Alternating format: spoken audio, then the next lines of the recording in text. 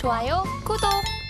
지금 상승 자체가 트럼프의 어떤 당선 기대감 맞아요. 이런 것들로 이제 상승을 했다 보니까 그 당선 기대감에 의한 소스에 의한 어떤 상승세는 이제 요 정도까지 원화 기준으로는 1억 돌파 맞아요. 그리고 네. 달러 기준으로는 72,000달러 돌파 요 정도 수준인데 이후에 대선 국면들이 이제 어떻게 펼쳐지느냐에 따라서 가격의 향방이 이제 좀 결정이 될 텐데 지금 현재 시점에서 나오고 있는 여러 가지 시그널들은 뭐 단기적으로는 뭐 변동성이 워낙 크니까 불확실성이 어느 방향으로 향한다라는 거를 뭐 속단하기는 어려운 상황인데 그럼에도 장기적으로는 뭐 우상향 랠리를 그릴 것이다라는 관점은 여전히 시장에서도 지배적이고 여러 가지 시그널 상으로도 좀 그렇게 나오고 있습니다. 또 저희가 오늘 작가님과 함께 이 대선을 앞두고 이 암호화폐 시장에 관한 흐름에 관해서 좀 면밀하게 분석을 해볼 텐데요. 말씀해 주셨던 대로 이 시장의 시그널들을 파악하는 게 좀 중요한 시점인 것 같습니다. 자, 그럼 본격적으로 저희 하나하나 이야기들 좀 풀어가 보도록 할게요. 일단 비트코인이 다시 1억을 돌파했습니다.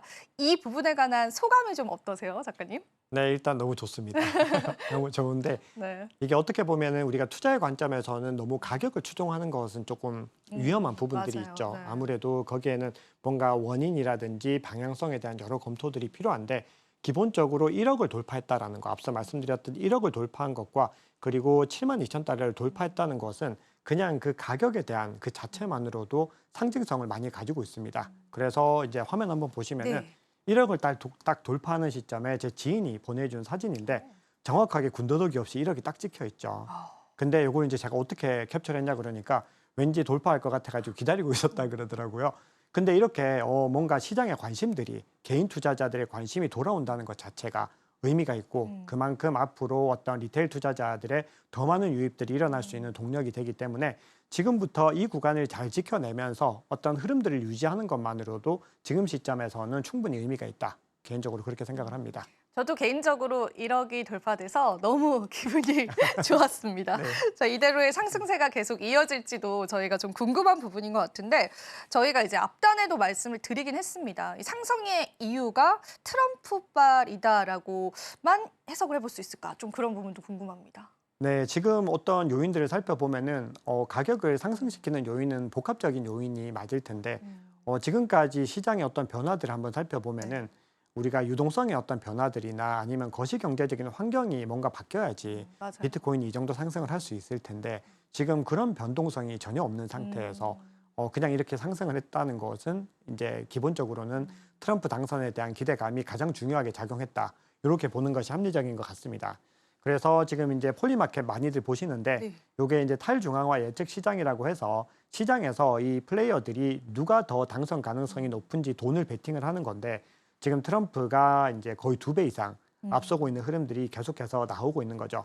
그리고 실제 설문조사에서도 이제는 트럼프가 해리스를 이제 거의 이제 넘는 특히 경합주는 좀 많이 넘어섰다라는 평가들이 나오면서 이렇게 어떤 기대감에 의한 상승들이 나오는데 이게 아무래도 미국인 투자자들이 또 많이 유입되고 있는 상황이다 보니까 실제로 미국에서는 암묵적으로는 트럼프 쪽으로 많이 기울고 있는 건 맞는 것 같습니다. 그런데 그 결과에 대해서 우리가 뭐 속단하거나 그럴 수는 없는데 어쨌든 시장의 분위기가 그런 상황인데 그런 상황에서 우리가 이제 앞으로 좀 주목해야 되는 이슈들을 이제 좀 추가적으로 살펴보면은 이제부터는 이제 대선이 끝나고 나면은 트럼프 당선 기대감에 의한 상승은 이제 여기까지인 거죠.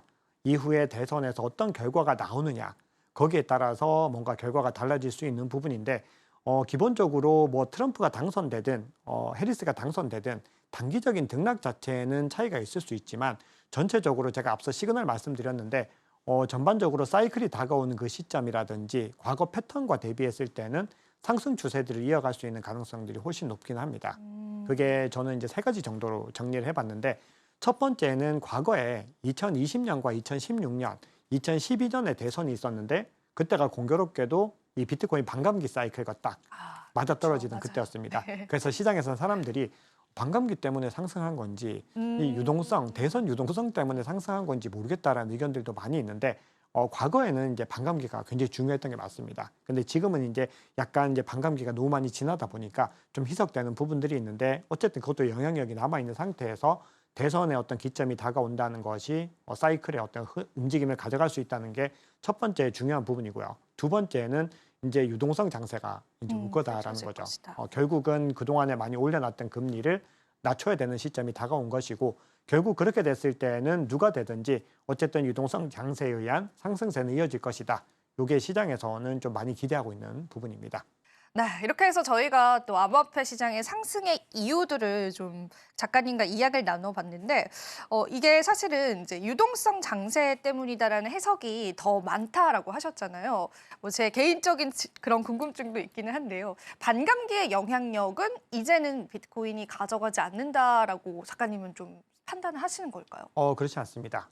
저도 비트코인 반감기 효과가 여전히 상당히 유효하게 남아있다라고 생각을 하는데 과거 대비로 처음에 이제 이 비트코인이 제네시스 블록이 처음에 만들어지고 나서 보상을 줬던 것은 50개였습니다. 10분에 무려 50개를 줬는데 맞아요. 지금은 이제는 3개도 안 주는, 3개 정도 남짓밖에. 3.25개 정도? 맞습니다. 네, 줍니다. 3.125개 정도가 네. 주다 보니까 그만큼 그 효과들이 많이 줄어들고 있는 부분들에서는 우리가 좀 받아들여야 될 부분들이 있는 것 같고 결국은 이제 신규 공급량이 그 정도밖에 안 된다는 것은 이미 유통되고 있는 물량들이 너무 많다는 의미이기 때문에 이 유통량들을 앞으로 어떻게 소화할 것인가 이 부분들이 결국 중요해지는 거죠. 그러면 이제부터는 비트코인 현물 ETF가 더 중요한 어떤 구조를 가져갈 수 있는 것이 현재 유통되고 있는 이 물량들에 대한 수요들을 갖다가 끌어올릴 수 있는 방법이 현물 ETF이기 때문에 시장에서는 지금 블랙락이 뭐 아주 폭발적으로 좀 모으고 있는데 지금 뭐 단기간에 역사상 최고 기록을 썼습니다.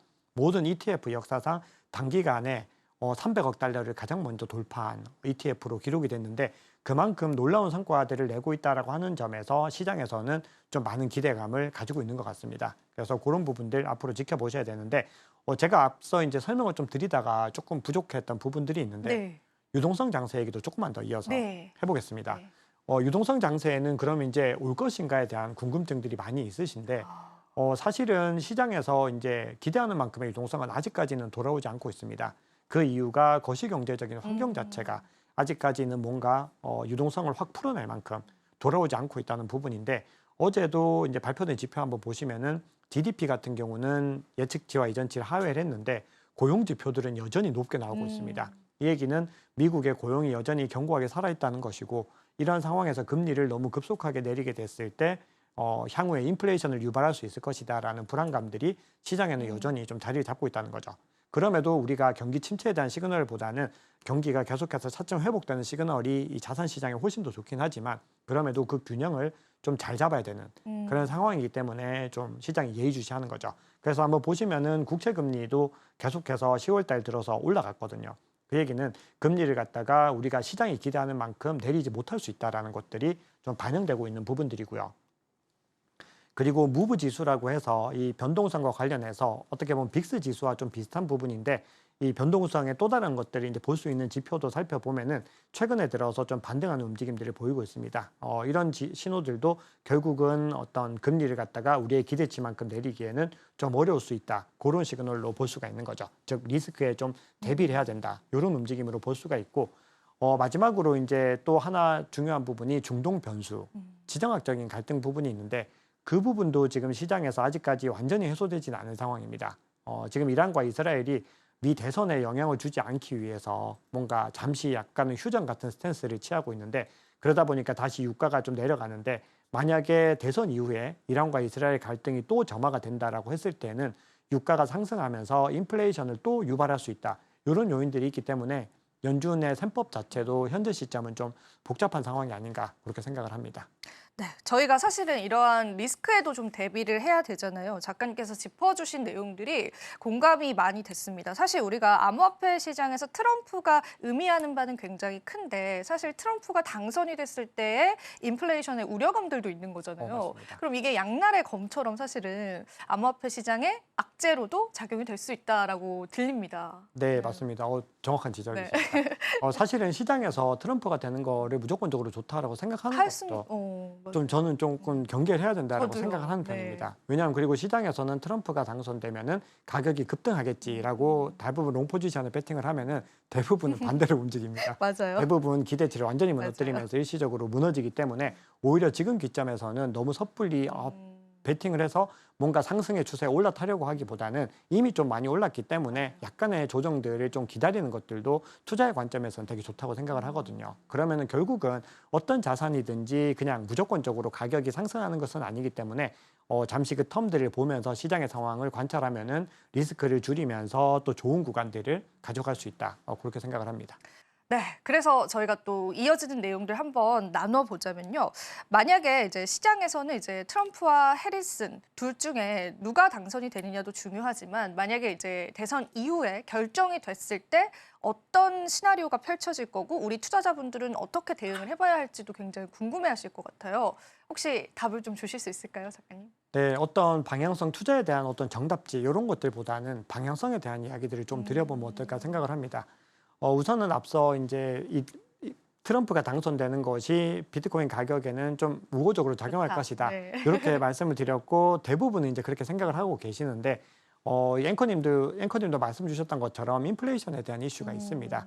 실제로 이 트럼프 같은 경우는 관세를 많이 높인다라고 이미 공언을 한 상태고 그렇게 됐을 때 지금까지 겨우 좀 잠잠하게 막아놨던 인플레이션이 다시 재발이 되면서 뭔가 어떤 금리 인하에 대한 시그널들이 더 줄어들게 되고 결국은 유동성 감소로 인해서 시장이 타격을 받게 되지 않을까 그런 두려움들이 있는데 우선 기본적으로 트럼프가 당선되면은 가격이 장기적으로 상승할 것이다라고 생각을 합니다. 자, 그 이유는 첫 번째로는 기본적으로 유동성은 대선을 기점으로 해서 나올 수밖에 없다라는 부분들이 있는데 왜냐하면은 이제 처음 이제 임기를 시작한 정부가 뭔가 이 시장의 경기를 뭔가 끌어올리는 해야겠죠. 네. 그런 작용들이 필요한데 그게 특히 연말에 당선이 돼서 연초까지 이어지는 이 흐름들이기 때문에 적어도 내년 상반기, 적어도 1분기까지는 우호적인 움직임을 만들어내기 위해서 트럼프가 많이 애를 쓸 것이다라는 부분이 첫 번째로 있고요.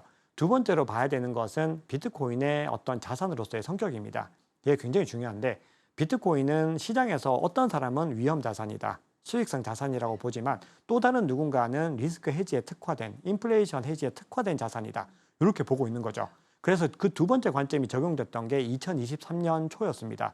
중소은행들이 파산을 하니까 자산 시장이 무너지는데 갑자기 비트코인이 달려가기 시작한 거죠. 맞아요. 그럼 그 얘기는 시장에서는 비트코인이 그때는 리스크 해지에 특화된 자산이다 이렇게 보는 거죠. 그럼 지금의 전체적인 추세상으로 사이클 추세상으로 그리고 비트코인에 대해서 이 트럼프가 가지고 있는 관점을 대비해 봤을 때 시장에서는 어떤 이 인플레이션에 대한 위기가 오더라도 비트코인의 다면적인 성격 중에서 인플레이션 해지 쪽에 무게감을 줄 가능성이 더 높다는 거거든요. 그래서 시장에서는 트럼프가 당선되면 비트코인과 금이 상승할 것이다. 이런 전망들이 많이 나오고 있습니다. 그래서 기본적으로는 트럼프가 당선됐을 때는 이 비트코인에는 호재에 조금 더 가깝다라고 보는 거고요.